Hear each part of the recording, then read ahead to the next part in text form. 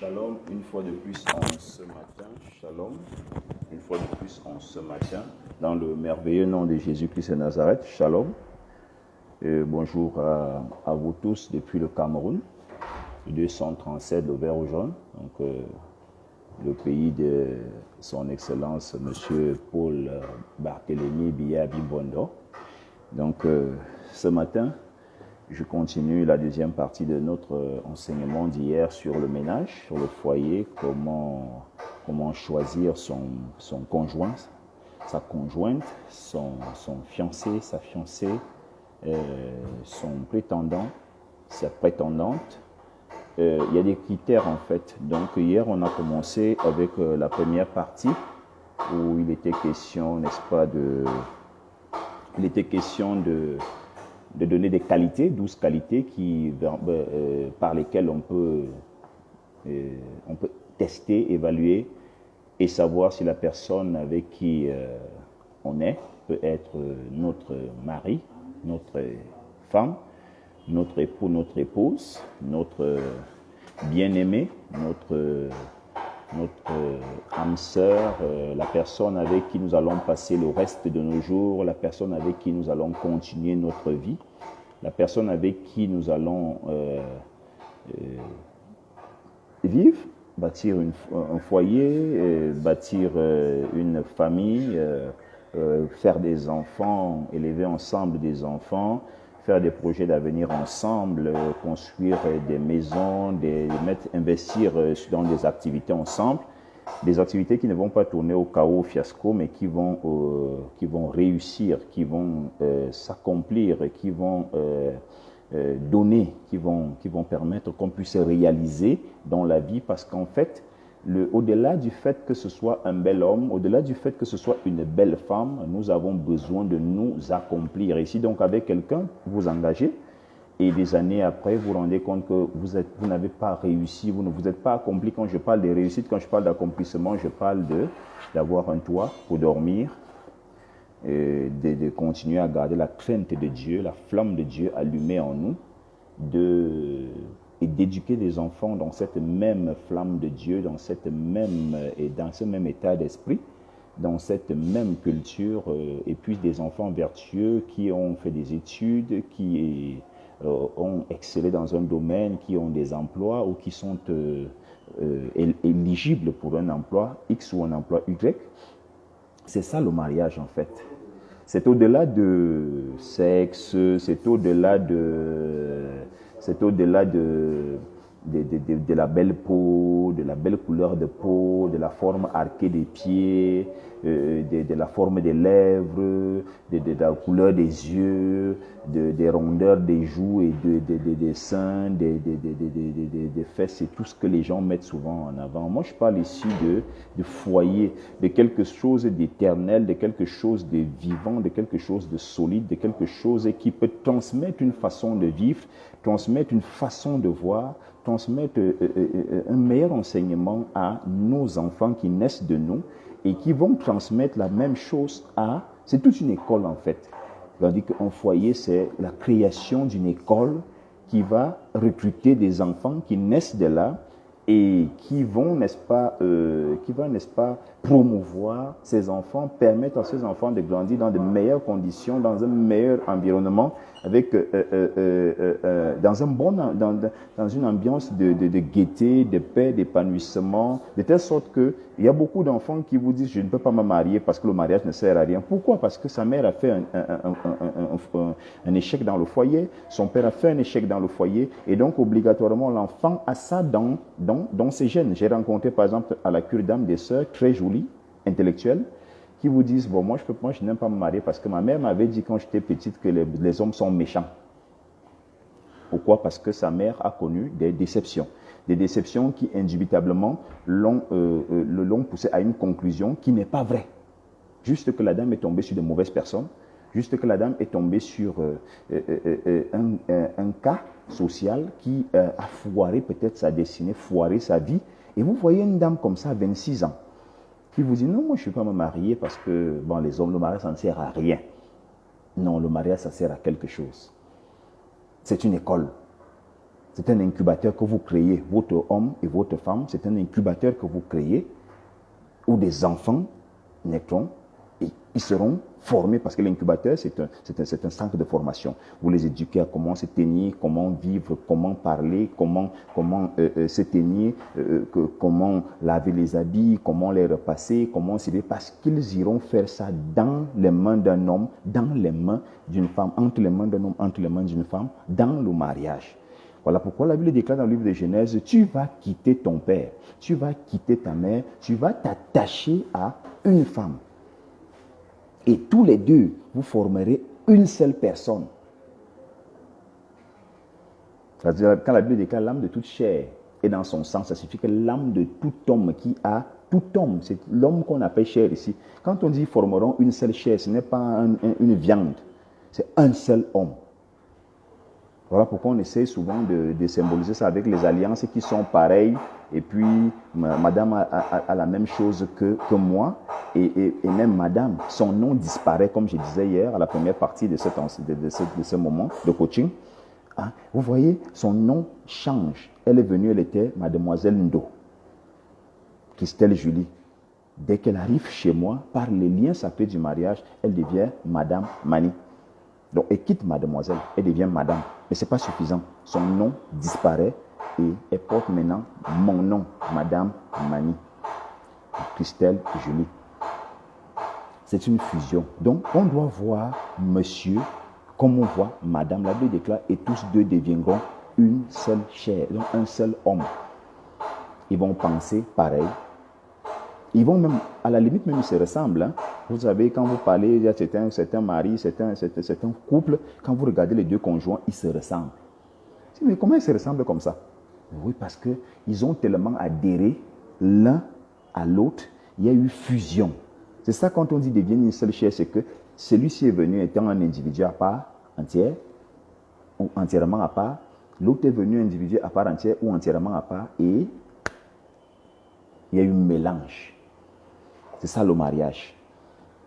Donc, j'ai cité des qualités hier où vous devez vraiment, que ce soit l'homme, que ce soit la femme, vous devez tout faire pour que ces qualités-là soient en osmose en vous. J'ai dit par exemple vous devriez avoir des valeurs fondamentales. Des valeurs fondamentales, la bonne éducation, savoir-vivre, la politesse, la délicatesse, c'est très important. J'ai dit la deuxième qualité, c'était vous devez être plus intelligent. La femme doit être plus intelligente que son mari et le mari doit accepter ça. La femme doit anticiper surtout. Elle doit être à l'avance surtout. C'est elle qui fait les prévisions dans la maison. Pour que monsieur ne soit pas surpris que telle denrée est finie, tel enfant n'a plus les chaussures et la scolarité n'a pas été payée. L'enfant, s'il ne doit plus être au lycée, doit être au collège. Il ne doit plus être au collège, il doit être à l'université. Parfois, c'est des choses que monsieur n'a pas dans sa tête. Vous voyez, quand vous arrivez dans le règne animal et que vous étudiez le lion et la lionne, c'est là où vous comprenez réellement c'est quoi le foyer. Parce que la lionne joue ce rôle dans la tanière. Donc, je dis, la femme doit vous inspirer à être la meilleure version de vous-même. Et le mari doit faire en sorte que sa femme devienne la meilleure version d'elle-même. Ça signifie que si vous l'avez trouvée, elle n'avait pas une bonne éducation, elle n'avait pas de bons habits, elle n'avait pas les bonnes manières et tout, vous devez l'éduquer. Vous devez éduquer votre femme. Tout comme elle a aussi le rôle de vous inspirer à être la meilleure version de vous-même, vous devez éduquer madame. Par exemple, il y a des femmes, je fais un exemple comme ça banal. Pour moi, je n'aime pas quand une femme va au marché avec les soquettes. En fait, pas les soquettes, les tongs, les babouches. J'aime pas. Parce que j'imagine, ça va se couper là-bas. Et puis elle va revenir avec un pied au sol, l'autre pied dans la babouche et tout. Donc, c'est confortable que madame aille au marché en période de pluie avec des bottes. En saison sèche, qu'elle aille avec des tennis. Vous voyez? Donc, vous devez souligner, marteler, inspirer votre personne, de telle sorte que quand vous arrivez devant les autres femmes, par rapport à ce que vous savez qui doit être fait, quand vous arrivez avec votre femme, qu'elle n'ait aucun complexe devant les autres. Qu'elle n'ait aucun complexe devant les autres. Madame ne doit avoir aucun complexe devant les autres. Aucun complexe quand elle arrive, vous savez, si vous avez étudié plus qu'elle, vous savez ce que on ne doit pas faire, on ne doit pas dire, comment on ne doit pas se tenir. Pareillement, si madame a étudié plus que monsieur, elle doit être capable, elle doit être à même de dire à monsieur, ça on ne le fait pas en public, et monsieur doit être aussi humble. Le mariage c'est ça. Le mariage c'est un rendez-vous du donner et du recevoir. Le mariage c'est ça, un rendez-vous du donner et du recevoir. Alors, vous partagez les expériences des éducations que vos parents vous ont données. J'ai parlé par exemple du quatrième point qui était que la femme doit être vive. Même monsieur aussi doit être vif. Parce que hier, quand je me suis réécouté à la maison, je me suis rendu compte que j'avais plus tiré sur les femmes que sur les hommes. L'homme aussi doit être vif, il ne doit pas être mort, il ne doit pas être terne, il ne doit pas être lourd. Hein? Il doit mettre de l'ambiance aussi dans la maison, dans les journées. Il doit être un animateur, faire des petites blagues avec sa femme, jouer, s'amuser, tout ça rapproche. Un monsieur toujours assis dans son coin en train de regarder le journal ou en train de lire le journal, vraiment ce n'est pas l'idéal de mari qu'une femme devrait avoir. Donc il doit être un blagueur, aimer les blagues. Parce qu'il y a des gens, il y a des hommes, ils aiment faire les blagues aux gens, mais quand on lui fait les blagues, il veut bagarrer. Comme Martial Mbak. Donc, vous voyez, des jeux, il doit jouer, vous devez jouer avec madame et tout, vous devez aimer des intrigues et tout, c'est très important, toujours très très sérieux, très nerveux là mon frère, tu es un policier, un gendarme. Même si tu étais gendarme, commissaire ou colonel, c'est là-bas au travail que tu as des éléments là-bas, tu n'as pas épousé tes éléments. Quand tu arrives à la maison, monsieur, vous enlevez votre tunique, vous enlevez votre treillis de policier, de gendarme, de militaires, et vous revêtez le peignoir, hein, ou le pyjama, vous êtes à la maison. Monsieur, c'est de ça qu'il est question. Donc, comme je disais hier, à la cinquième qualité, la dame doit être lucide devant les conflits. Sur les conflits, elle doit être lucide. Elle ne panique pas, quel que soit le problème, parce que madame doit savoir que c'est elle le régulateur de tension de monsieur. Si elle s'emporte sur une affaire, monsieur va s'emporter, parce que nous, les hommes, en majorité, nous sommes bêtes. Nous sommes épidermiques. Ils sont très difficiles, très rare de trouver les hommes vraiment froids du genre, même s'il y a quoi, ils s'en foutent et tout. Nous sommes comme ça. Nous sommes épidermiques, nous sommes toujours chaud bouillant. On a toujours envie de poser un acte, de faire une action. Alors c'est madame qui doit dire à monsieur, non, calme-toi. Attends, demande-lui d'abord bien. Il dit même que ça s'est passé comment. C'est comme ça qu'on fait. Maintenant, si tu es une femme que, avant que ton mari, lui, ne réagisse, même toi, tu as commencé à réagir, tu as commencé à crier, tu as commencé à gronder, monsieur va faire pire. Et il y a beaucoup d'hommes qui posent des erreurs, qui commettent des erreurs parce que madame lui a dit vas-y, c'est bon, alors que ce n'était pas bon. Beaucoup sont même en prison, beaucoup même ont les dents cassées, on les a tapées quelque part à cause de sa femme. Il y a d'autres même qui sont infirmes aujourd'hui, on l'a rendu infirme quelque part à cause de l'indélicatesse de madame. Donc, madame doit être lucide, elle doit affronter les difficultés, les conflits, gérer les conflits, ne pas paniquer, elle ne doit pas fuir. Et même dans la vie au quotidien, quand il y aura des adversités dans le foyer, madame ne doit pas fuir, monsieur ne doit pas fuir devant l'adversité. Au premier problème, on va divorcer. À la première situation, on appelle à la famille pour venir vous réconcilier. Moi, j'ai dit à 11 ans de mariage, personne n'est jamais venu parler de l'affaire entre ma femme et moi, et ça n'existera pas. Parce qu'au départ, quand on s'est mis ensemble, on s'est dit, quand on s'est rencontrés, il n'y avait personne, n'est-ce pas? Oui. Alors, quand on va régler nos soucis, on ne met personne. Ah oui? Et je disais un jour à un de mes frères qui est en problème avec sa femme, après il dit non, venez parce qu'il veut que vous veniez parler de ça et tout ça, parce que moi je vais la mettre dehors. J'ai dit à ma femme, n'allons pas là-bas, il ne veut pas mettre sa femme dehors, parce que s'il voulait la mettre dehors, il ne nous appelait pas, il allait la mettre dehors. Oui, donc, madame et monsieur doivent être honnêtes en intimité. Vous devez être capable de partager votre intimité, vous devez être capable de parler de certaines choses, hein. Exprimer vos faiblesses, par exemple, en amour. Je dis hier, qu'est-ce que tu aimerais qu'on te fasse, par exemple, en amour, qu'est-ce que tu aimerais qu'on te fasse, qu'est-ce que tu aimerais, comment ça se passe, comment tu aimerais que ça se passe et tout, quels sont tes points faibles en quoi, ou si on te touche vraiment, il y a de l'action sur toi et tout ça. En intimité, vous devez parler comme ça. Si vous êtes dans un foyer, vous cachez, vous aimez quand on vous touche, par exemple, pour les femmes, vous aimez quand on vous touche dans un endroit X ou dans un endroit Y, que vous n'en parlez pas. Si monsieur ne touche pas là-bas et que vous n'avez jamais atteint l'orgasme, ce n'est pas de sa faute, c'est vous qui vous êtes tué. Pareillement pour monsieur aussi, vous devez partager. Moi, j'aime quand on me chatouille les orteils, j'aime ceci et tout ça, on me fait des petits trucs dans les oreilles. C'est comme ça. C'est une complicité. Hein? Votre mari, votre femme ne doit pas rester un étranger pour vous. Vous l'avez déclaré que vous formez une seule chair, c'est-à-dire quoi? Vous êtes devenu un seul individu. Même pensée, même démarche, ressemblance, même la voix, même vous pouvez vous retrouver en train de parler comme votre mari quand le mariage est vraiment, quand il est vraiment mariage. Donc, c'est un peu de ça qu'il est question. C'est un peu de ça qu'il est question. Alors, c'était juste pour briefer rapidement mon intervention d'hier. Je disais donc la dame doit parler, elle ne doit pas avoir honte, monsieur ne doit pas avoir honte aussi de parler de sexe, de ses points faibles, n'est-ce pas, avec son homme ou avec sa femme. C'est pas tiant. Donc, vous devez, septième point, c'était que votre femme ou votre homme doit être beau ou belle, sans maquillage. Il y a des hommes, parfois il faut les voir avec la barbe touffue là, vous saurez que vous avez épousé un bel homme. Hein, s'il est toujours rasé le jour où les cheveux sortent sur sa tête, parfois vous vous rendez compte que vous n'aimez pas sa chevelure et consort, ça risque de vous faire mal. Donc il faut voir votre femme, votre homme à l'état brut.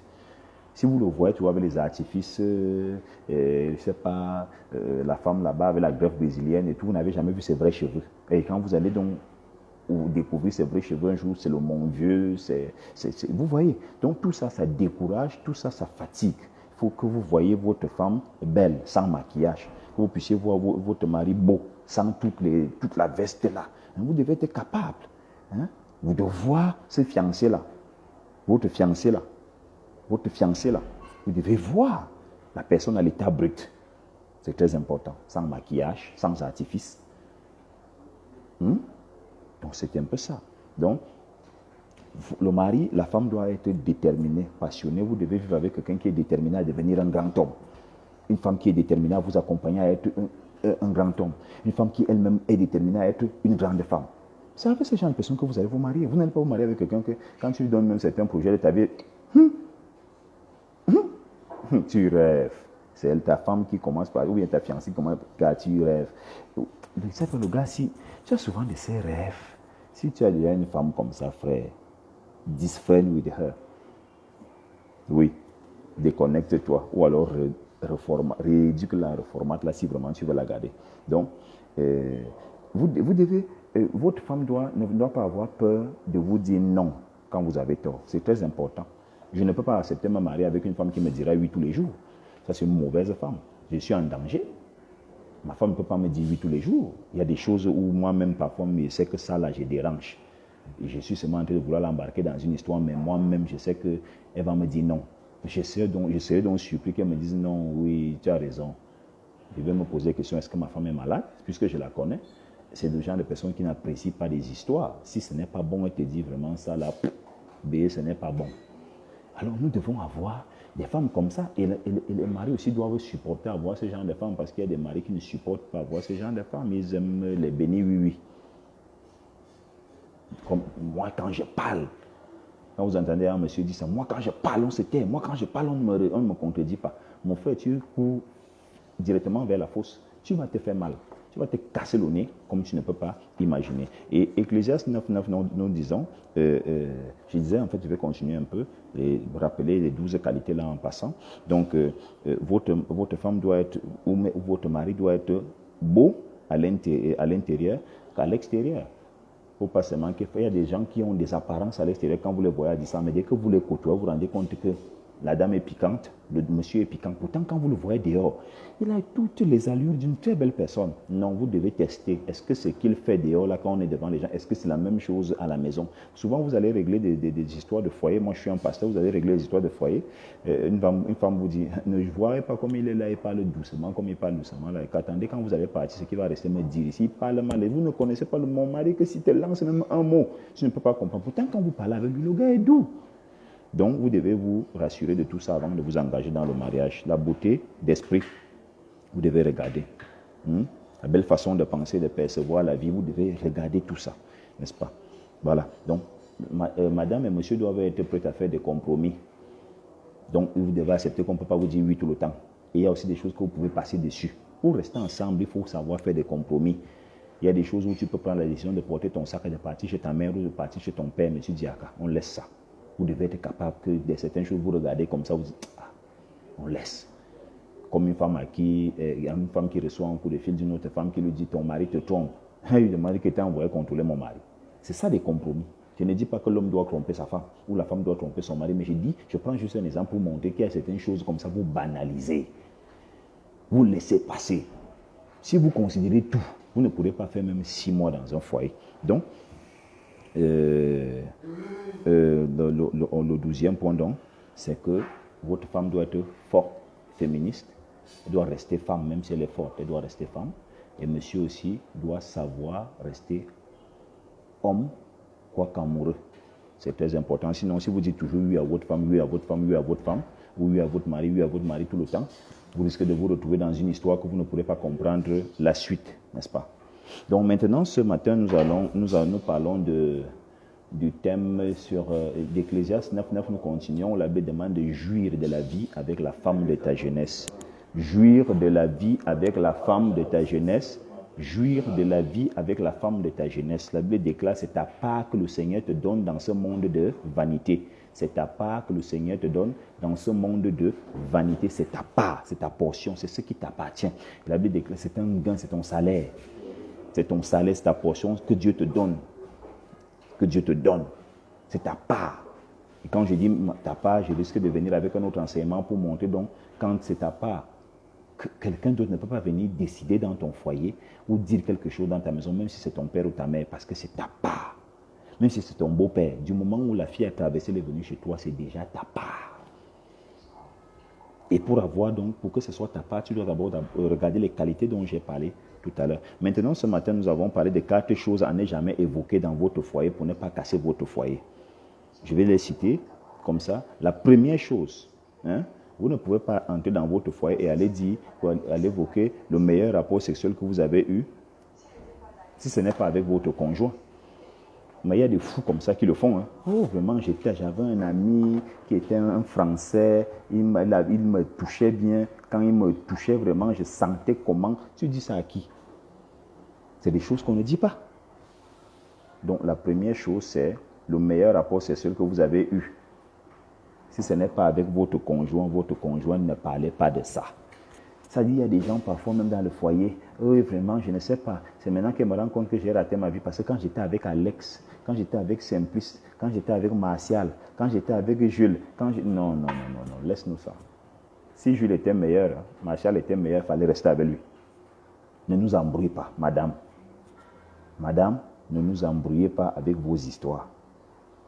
L'autre aussi, monsieur là-bas, pour venir montrer que vraiment, il a eu un passé vraiment sulfureux, un passé vraiment fort. Ah, vraiment, Alexiane, j'avais Alexiane là, quand Alexiane venait, elle avait d'abord les bosses, quand tu voyais et tout ça. Tu dis ça à qui? Tu dis ça où? Tu es malade. Et après, vous amenez les gens venir, vraiment, elle dit qu'elle part des gens. Tu croyais quoi? Elle te laisse l'opportunité d'aller récupérer Alexiane, d'aller récupérer Josiane, d'aller récupérer Bibichou ou Pamela, je ne sais pas. On va la prendre. Vous êtes toujours en train de parler à votre conjoint de vos relations passées, comment elles étaient sulfureuses. Vous savez ce que ça fait dans le cœur? Ça veut dire que vous regrettez votre passé. Vous êtes en train de dire à votre homme ou à votre femme, vraiment, j'étais pris par défaut. J'étais pris par défaut. J'étais pris pour t'aider. J'étais pris parce qu'elle avait pitié de toi. Ah, donc tu ne l'as pas prise parce qu'elle était belle. Tu ne l'as pas prise parce qu'elle était une belle personne, une bonne personne. Non, tu l'as prise parce que, bon, tu voulais l'aider. À ce moment-là, vous tombez sur une femme ou sur un homme qui est fou, qui est folle. Il dit, bon, ok, demain matin, je te libère et je vais te montrer que je peux trouver mieux. Ou tout au moins, tu peux faire rester seul, puisque je me suis rendu compte que je ne te sers à rien. Donc, le meilleur rapport sexuel que vous avez eu, si ce n'est pas avec votre conjoint, ne dites pas ça. Ça, c'est pour ceux qui ont déjà eu des rapports sexuels avant. Et pour ceux qui n'ont jamais connu la femme dans leur vie ou l'homme dans leur vie, vraiment, si vous voulez parler, pour mettre davantage votre femme en confiance, votre mari en confiance, dites-lui que ce qu'il fait est bon. C'est mieux. Si vous voulez garder votre mariage tranquille, il y a des choses, ces 4 choses-là, ne jamais évoquer ça dans votre mariage. Le meilleur rapport sexuel, ah vraiment c'était bon, j'ai dit qu'on avait fait ça dans la voiture, on avait fait ça dans l'ascenseur. Tu dis ça à qui? Tu es malade. Donc maintenant la deuxième chose à ne pas dire, à ne pas évoquer dans ton foyer, c'est que vous êtes en contact avec vos ex. Ne soyez pas désordonnés. Ne soyez pas désordonnés comme un monsieur X, une madame Y. Tes tes ex, tu es en contact avec eux. Pourquoi? Comment? Je ne dis pas que ce ne soit pas bien. Parfois, il y a des ex avec qui on a eu des enfants. Les enfants vous lient, vous êtes obligés de rester ensemble parce que vous avez fabriqué des vies. Et il faut assurer l'éducation, la survie et la vie de ces vies. Je suis d'accord. Mais il faudrait que madame soit au centre de l'affaire, qu'elle sache que tu écris encore à Nanou, tu écris encore à tel, parce qu'il y a la petite Chimelle qui est là-bas, parce qu'il y a la petite Ogré, parce qu'il y a la petite telle. Oui, madame doit être au courant, pas dans son dos. Alors, ne viens pas surprendre madame en lui disant que tu es encore en contact avec des ex, tes ex. Monsieur, ne viens pas surprendre monsieur en lui disant que tu es encore en contact avec tes ex, c'est-à-dire que tu n'as pas rompu avec ton passé te rattrape. Ça va gâter le foyer. Ça va détruire ce foyer. Ça va le détruire. Je ne dis pas ça risque, je dis ça va. Donc maintenant, la troisième chose à ne pas faire, vos préférences pour le sexe opposé. Ah, moi j'aime quand une femme a les gros seins. Bon, maintenant, si la femme que tu as à la maison n'a pas les gros seins, tu lui dis ça pourquoi? J'aime quand une femme a les gros seins, quand une femme a une forte poitrine, mais elle n'a pas de forte poitrine. Donc directement, tu lui envoies le message que vraiment ta poitrine là, ça ne me met pas en mouvement. Ça va t'entraîner les soucis, ça va t'entraîner les problèmes. Obligatoirement, ça c'est sûr. Ne dis pas aussi à monsieur, moi j'aime les hommes qui ont les pieds arqués vraiment. Et puis j'aime quand un homme, quand il me touche, il fait comme ci, quand il touche, il fait comme ça, machin, tout ça. Hein? J'aime quand les hommes qui ont les grosses lèvres parce que lui n'a pas de grosses lèvres. Vous voyez que du coup, vous amenez Satan dans vos maisons et après vous allez vous plaindre que oh, il est devenu bizarre, oh machin. Il te laisse juste la place d'aimer ce que tu aimes et lui il va aussi chercher ce qu'il peut aimer. Ou bien vous voyez des hommes là qui sont abonnés aux films pornographiques. Ils ont des films porno dans leur téléphone. Ça signifie que le corps de ta femme n'est pas assez attrayant et distrayant pour toi. Oui, ça ne te distrait pas, ce n'est pas excitant. Si on peut dire à un homme, encourager un homme à avoir des films pornographiques dans son téléphone, je préfère que ce soit les vidéos de sa femme. Ah oui. Oui. Comment vous pouvez être excité par quelqu'un d'autre alors que vous êtes marié? Vous expliquez ça comment? C'est pas normal. C'est pas normal. Madame, même chose. Madame, pareillement, tu aimes les hommes qui ont les gros sexes et tout ça. Ne dis pas ça. Hein? Ne parle pas de tes préférences pour le sexe opposé ou pour la pornographie. Ne faites pas. Il y a des femmes qui ont des films X dans leur téléphone. Ça signifie que ce que ton mari te fait n'est pas suffisant. Son corps ne te plaît pas. Voilà pourquoi tu as besoin des corps des blancs, des corps des noirs qui se mélangent saleté dans la saleté sur Internet. Mais je crois que ton homme doit être... Parce que la Bible déclare, Ecclésiaste 9.9, je m'appuie toujours sur ce verset, il dit, jouis de la vie avec la femme de ta jeunesse, je dirais aussi avec l'homme de ta jeunesse. Donc, si tu sens que ce n'est pas mature, tu ne peux pas encore gérer un foyer, tu ne peux pas encore gérer l'amour, tu ne peux pas encore être en relation solide, fiable et concrète avec un homme ou avec une femme, reste seul. Mais dès du moment où tu t'engages, jouis avec la personne. Jouis avec, on n'a pas dit jouer avec les personnes, avec la personne là. On n'a pas dit jouer avec les films X, les films pornographiques, non. On a dit avec la personne là, la dame là ou le monsieur là. Donc, ne parlez pas de vos préférences sexuelles et pornographiques avec votre conjoint. Dans votre foyer, vous allez créer un clash. Ne dites pas à votre conjoint, votre mari ou à votre femme que vous n'aimez pas un de ses attributs physiques, soit son nez, soit ses dents, soit ses yeux, ou alors ses pieds, ou même son ventre, la forme de son ventre. Ne lui dites pas. Ou bien, madame, là-bas, vraiment, je n'aime pas le genre de seins que tu as là. Moi, j'aime les seins qui ont les tétons comme ça, les pis, durs et longs comme ça. Pourtant, pour toi, et rond, il n'y a qu'un petit truc, vraiment, tout ça. Vous êtes malade. Hein? Vous ne pouvez pas créer quelqu'un.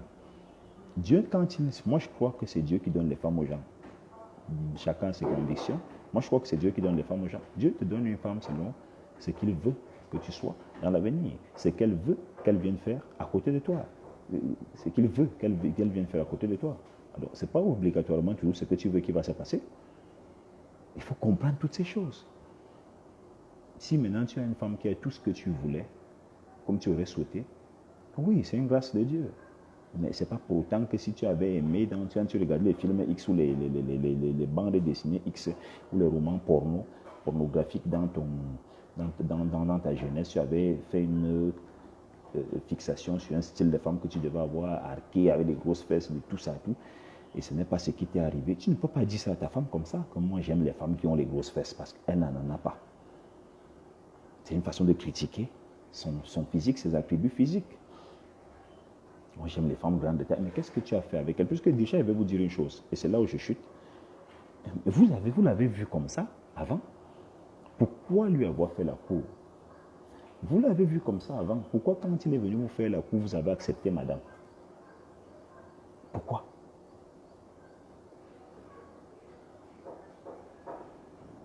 Donc, il faut qu'on soit sincère. Ces 4 choses, ne les dites jamais, ne les évoquez jamais. Dans votre ménage, dans votre foyer, à votre fiancé, sinon, vous allez tout faire capoter.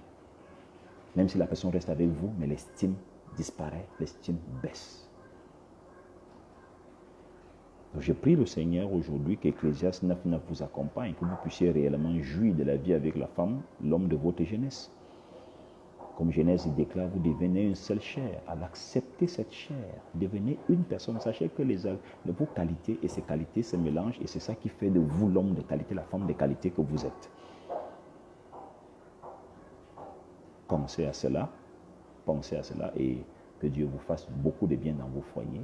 Que ces petits conseils puissent vous inspirer, puissent vous édifier et vous permettre de rectifier le tir avant qu'il ne soit trop tard. Permettre de rectifier le tir avant qu'il ne soit trop tard, vous permettre de vous rectifier, de vous recadrer et que le nom du Seigneur soit glorifié. Ce matin, je prie que toutes les erreurs que tu avais à commencer à commettre contre ton conjoint, contre ta conjointe, contre ton fiancé, contre ta fiancée, se règlent en cet instant même dans le nom puissant de Jésus, car le Seigneur met ça dans le cadre, dans le rang des ignorances, des choses que tu faisais dans l'ignorance. Alors je prie en cet instant au nom de Jésus que de la même façon qu'Osée 4:6 dit mon peuple périt faute de connaissance, que la connaissance qui vient d'entrer dans ton esprit, que tu as acceptée, de laquelle tu es convaincu, puisse apporter la lumière dans ton esprit et faire en sorte que tu ne périsses plus, mais que tu vives, que ton foyer vive, que ta relation vive, que ton couple vive, que ta famille vive, au nom puissant de Jésus. Que Dieu te bénisse, qu'il te garde, qu'il lave ton cœur, qu'il purifie ton cœur même des pensées de divorce, des pensées de vengeresse, des pensées de guerre, de bataille, de mépris de ton conjoint que tu avais déjà commencé à nourrir, à mûrir dans ton cœur et dans ton esprit, dans le nom puissant de Jésus-Christ de Nazareth. Que la paix du Seigneur descende dans ton foyer, que la paix du Seigneur descende dans ta maison, que la paix du Seigneur descende sur toi, que la paix du Seigneur descende dans ta vie, que la paix du Seigneur descende dans le cœur de ton conjoint, afin que ce que vous avez commencé à vivre, que vous puissiez le vivre maintenant en amour, de façon excédente, exponentielle, pour la gloire de Dieu et le salut de vos enfants, présents et à venir, au nom puissant de Jésus. Amen.